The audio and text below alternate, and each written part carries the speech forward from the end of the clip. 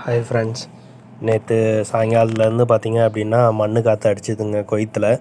So நம்ம வீடு எப்படி இருக்குதுன்னு பாருங்கள். ஸோ இந்த படிக்கட்டுக்கு கீழே இது வந்து நம்மளுடைய என்ட்ரன்ஸ். இது ஸோ இந்த படிக்கட்டுலேருந்து கீழே வந்தால் எனக்கு பின்னாடி தான் வந்து பார்த்திங்க அப்படின்னா நம்ம ரூம் இருக்குது.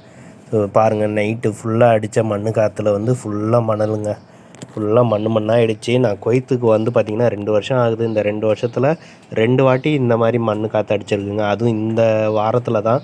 ஸோ ஒரு 4 நாளைக்கு முன்னாடி ஒரு மண் காற்று அடிச்சது இதே மாதிரி. இது இன்றைக்கி நேற்று நைட்டு வந்து பார்த்திங்க அப்படின்னா இதே மாதிரி மண் காற்றுங்க. ஸோ இப்போ நம்மளுக்கு வேலை வந்து டபுள் வேலைங்க. இப்போ வண்டியும் நம்ம க்ளீன் பண்ணணும், இந்த படிக்கட்டு எல்லாமே க்ளீன் பண்ணி விடணும்.